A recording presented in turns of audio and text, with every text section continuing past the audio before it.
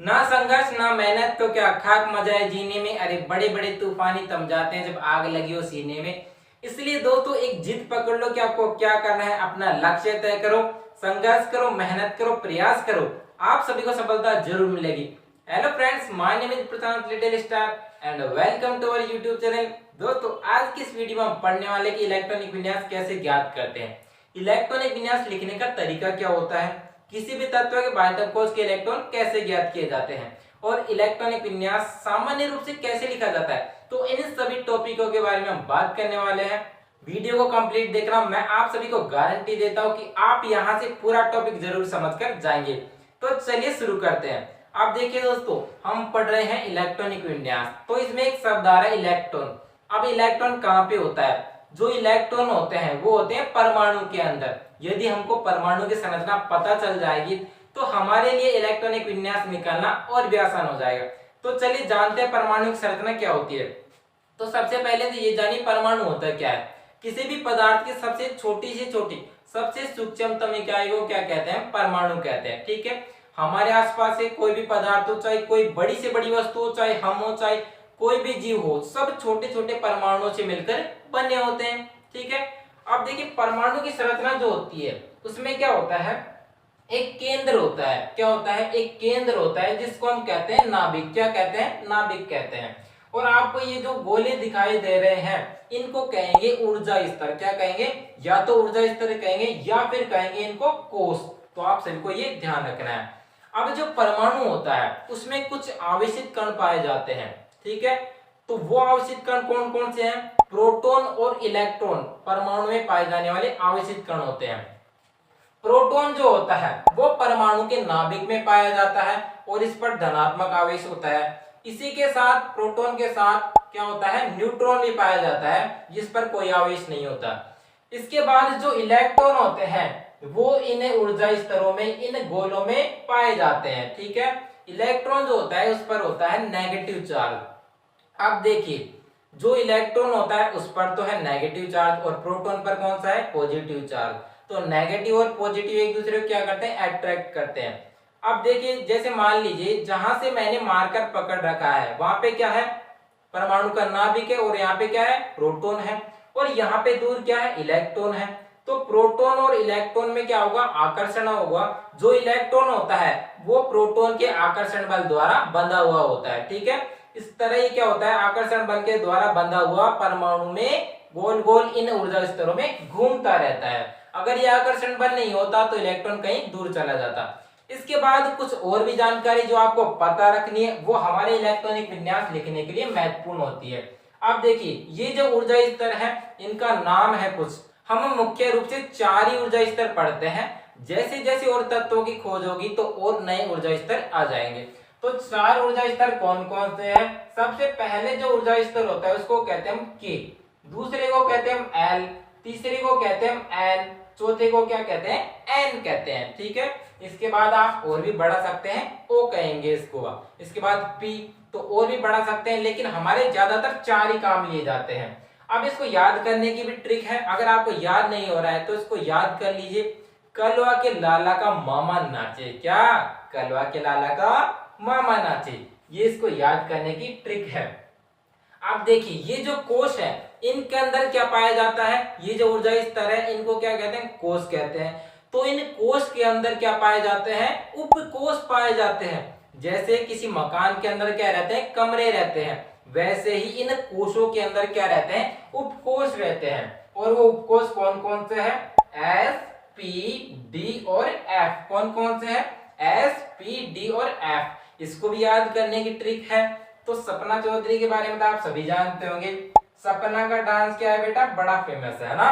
तो सपना का डांस क्या है? फेमस है। इसको याद करने की ये ट्रिक है।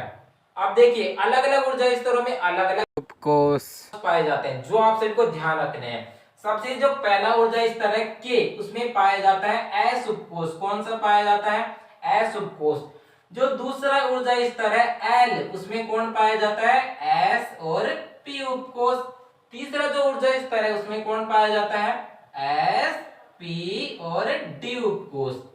चौथा जो ऊर्जा स्तर है कौन सा है? एन, उसमें कौन कौन पाया जाता है? एस, पी, डी और एफ, ठीक है। और पांचवे में भी कौन होता है, एस पी डी और एफ, ठीक है। तो ये ऊर्जा स्तर आपको ध्यान रखने इसी तरह होते हैं, हमको क्या करना है, एक एक बढ़ाते जाना है। अब देखिए पहले ऊर्जा स्तर में कौन है, एस है, एस ऑफ कोर्स आया है ना, तो इसमें क्या कर देंगे, पहले ऊर्जा स्तर में इसलिए क्या लगा देंगे, इसके 1 लगा देंगे, तो ये क्या हो जाएगा 1s हो जाएगा। दूसरे में जो है उनके क्या लगा देंगे, 2 लगा देंगे, तो क्या हो जाएगा 2s और 2p हो जाएगा। तीसरे में जो है उनके क्या लगा देंगे, 3 लगा देंगे, तो क्या हो जाएगा 3s 3p और 3d हो जाएगा। चौथे में जो है उनके लिए 4 लगा देंगे, 4s 4p 4d और 4f हो जाएगा। इसी तरह पांचवें के लिए 5 लगा देंगे, 5s 5p 5d और 5f हो जाएगा। तो आप सभी को ये छोटे सी ध्यान रखनी है, ये जो टेबल बनी है ना, ये हमने इसी से बनाई है, ये जो टेबल है। अब एक छोटी सी महत्वपूर्ण जानकारी और सुनिए, ये जो उपकोष है ना, इनके अंदर पाए जाते हैं कक्षक, क्या पाए जाते हैं, कक्षक, और कक्षकों के अंदर क्या रहते हैं, इलेक्ट्रॉन रहते हैं। तो आपको ध्यान रखना है उनकी संख्या कितनी है। तो एस उपकोष जो पाया जाता है उसके पास एक ही रूम होता है, क्या होता है, एक ही रूम होता है, जिसको हम क्या कहते हैं, कक्षक कहते हैं। और उस रूम में केवल 2 ही जने आ सकते हैं, और वो 2 जने कौन से होते हैं, इलेक्ट्रॉन होते हैं। तो ये ध्यान रखना कि एक कक्षक के अंदर 2 इलेक्ट्रॉन आ सकते हैं। तो एस के पास कितने कक्षक के, केवल एक है, तो इसमें ज्यादा से ज्यादा 2 इलेक्ट्रॉन आ सकते हैं, ठीक है। इसके बाद पी उपकोष में देखिए, पी उपकोष में 3 कमरे हैं, एक कमरे में 2 जने, तो 3 में कितने हो जाएंगे, 6 हो जाएंगे। यानी कि एक कक्षक में 2 इलेक्ट्रॉन आते हैं, तो 6 कक्षकों में कितने, 3 कक्षकों में कितने हो जाएंगे, 6 इलेक्ट्रॉन आ जाएंगे। तो पी उपकोष में अधिकतम कितने इलेक्ट्रॉन भर सकते हैं, केवल 6 भर सकते हैं, 6 से ज्यादा नहीं भरना, 6 से कम तो हम कितने भी भर सकते हैं। इसके बाद आता है डी उपकोष, इसके पास क्या है, 5 कक्षक होते हैं, एक कक्षक में 2 इलेक्ट्रॉन आते हैं, तो 5 में कितने हो जाएंगे, 10 इलेक्ट्रॉन हो जाएंगे। इसके बाद आता है एफ उपकोष, एफ उपकोष के पास 7 रूम है भाई, कितने रूम है, 7 रूम, 7 कक्षक है। एक कक्षक में 2 इलेक्ट्रॉन आ जाएंगे, तो 7 में कितने आएंगे, 14 इलेक्ट्रॉन आ जाएंगे। हाईएस्ट 14 भरने हैं, 14 से ज्यादा नहीं भरने। इसी तरह डी में 10 भरने हैं, 10 से ज्यादा नहीं भरने, कम तो हम कितने भी भर सकते हैं, ठीक है। अब देखिए यहां से एक छोटी सी टेबल बनाते हैं जो हमारे इलेक्ट्रॉनिक विन्यास को लिखने में क्या करेगी, मदद करेगी। तो के ऊर्जा स्तर या के कोष भी जो उपकोष आए उनको इसके सामने लिख देंगे, जैसे इसमें आया 1s, तो 1s को इसके सामने लिख देंगे। इसी तरह एल ऊर्जा स्तर में जो आया, जैसे 2s और 2p आया है, तो उनको इसके सामने लिख देंगे। इसी तरह सब में हम एम ऊर्जा स्तर में, एन में, ओ में जो भी आए हैं उनको इनके सामने लिख देंगे। और हमको केवल इतनी सी बात का ध्यान रखना है कि ऊपर और नीचे और साइड में जगह बिल्कुल बराबर रखनी है, ताकि सारणी बिल्कुल सही तरीके से बन सके। अब ये जो सारणी बनी है इसको हम कहते हैं आप बाहु टेबल, क्या कहते हैं हम इसको, आप बाहु टेबल। अरे आपत वाली टेबल नहीं कहते, आप बाहु टेबल कहते हैं, ठीक है। इसी टेबल की सहायता से हम क्या करेंगे, इलेक्ट्रॉनिक विन्यास को लिखेंगे।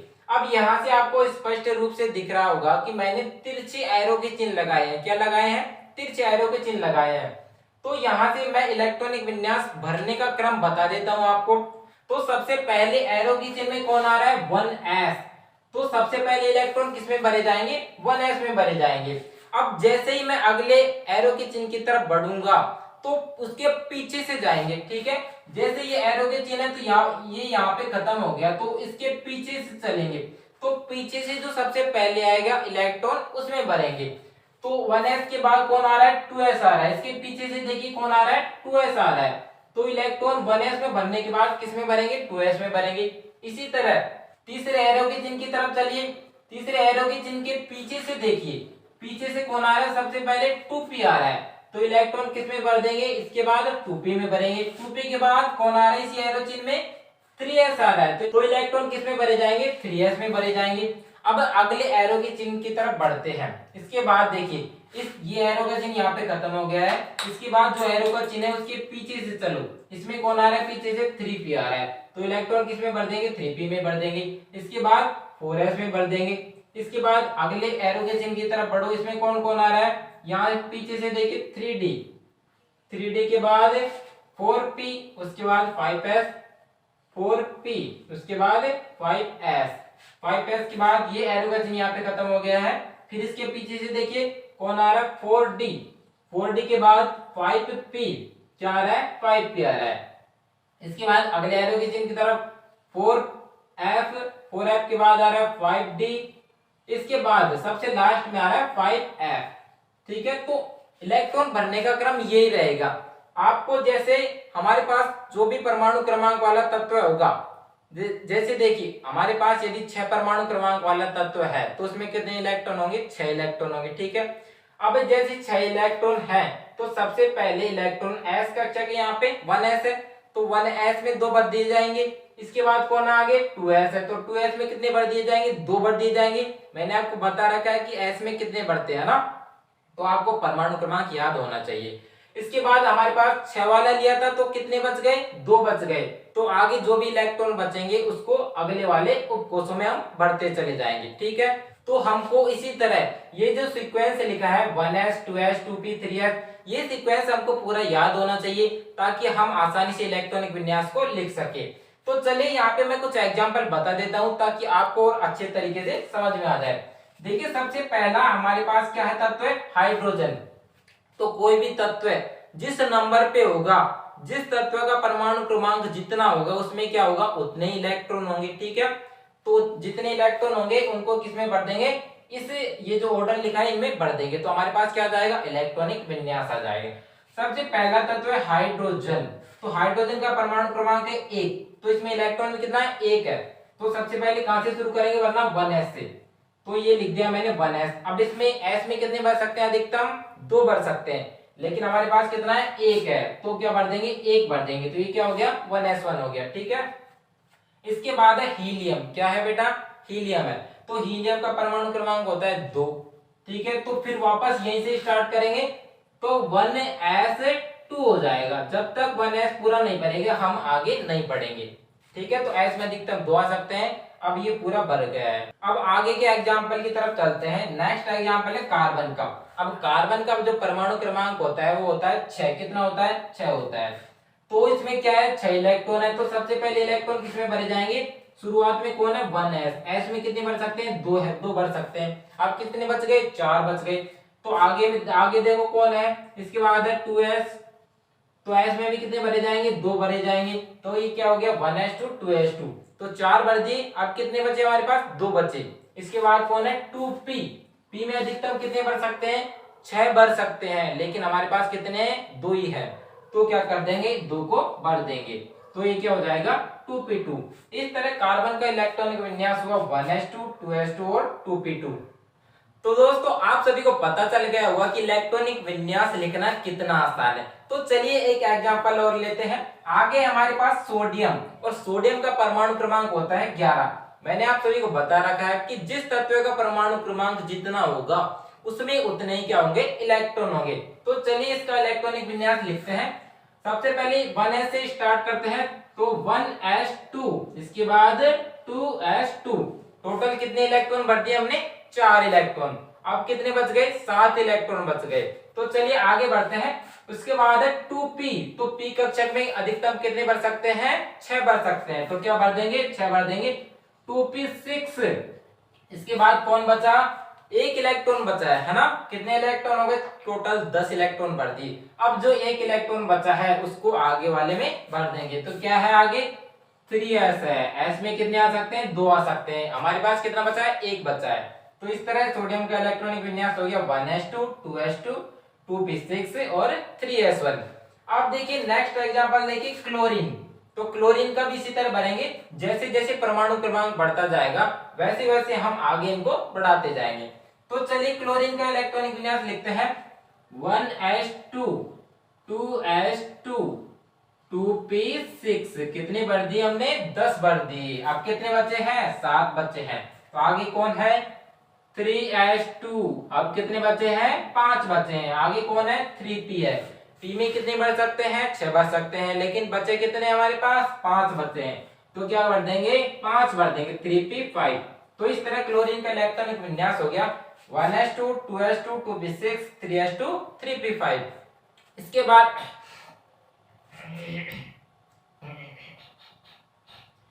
बाद एक एग्जांपल हो रहा है कैल्शियम का।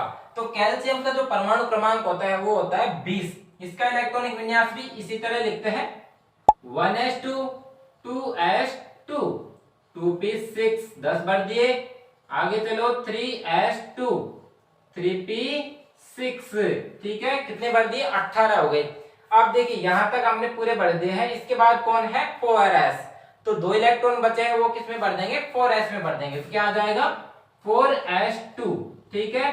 तो इसका इलेक्ट्रॉनिक विन्यास क्या होगा कैल्शियम का 1s2 2s2 2p6 3s2 3p6 4s2। तो दोस्तों अब मैं आप सभी को बताने वाला हूं कि भाइतम कोच के इलेक्ट्रॉनिक विन्यास कैसे ज्ञात करते हैं और सामान्य रूप से इलेक्ट्रॉनिक विन्यास कैसे लिखते हैं। तो चलिए शुरू करते हैं। अब देखिए सबसे पहले हमारे पास कौन है हाइड्रोजन। हाइड्रोजन का इलेक्ट्रॉनिक विन्यास कितना है 1s1 ठीक है। अब आपको देखना क्या है कि जिस ऊर्जा स्तर में जो जो उपकोष आए हैं उनके इलेक्ट्रॉनों को क्या कर देंगे एक साथ लिख देंगे। देखिए सबसे पहले है के ऊर्जा स्तर, तो 1s किस में आता है के ऊर्जा स्तर में आता है। अब इसमें कितने इलेक्ट्रॉन है एक इलेक्ट्रॉन है, तो क्या कर देंगे इसका एक लिख देंगे है ना ठीक है। तो ये क्या हो गया हाइड्रोजन का सामान्य रूप से इलेक्ट्रॉनिक विन्यास हो गया। यदि आपसे पूछ ले कि हाइड्रोजन के कोष में कितने इलेक्ट्रॉन होते हैं तो आप आराम से बता सकते हो। आपको केवल ये ध्यान रखना है कि के ऊर्जा स्तर या के कोष में कौन कौन है, एल में कौन कौन आता है, एम में कौन कौन आता है। इस तरह सभी के इलेक्ट्रॉन जोड़कर हम क्या कर देंगे उनको लिख देंगे। चलिए इन सभी के भी देखते हैं। हीलियम का कितना है 1s2, तो हीलियम कौन से में आता है, हीलियम भी के ऊर्जा स्तर में आता है 1s भी के में आता है ना, तो हीलियम का सामान्य रूप से इलेक्ट्रॉनिक विन्यास क्या हो जाएगा 2 हो जाएगा। यानी कि के कोष में हीलियम के कितने इलेक्ट्रॉन है 2 इलेक्ट्रॉन है ठीक है। इसके बाद देखिए कार्बन है ठीक है, तो कार्बन में देखिए कौन कौन है, एक तो है 1s और कौन है 2s और 2p। तो 1s किस में है 1s तो है के ऊर्जा स्तर में ठीक है, के ऊर्जा स्तर या के कोष में है। उसके बाद 2s और 2p किस में है, ये है हमारे पास एल ऊर्जा स्तर में ठीक है।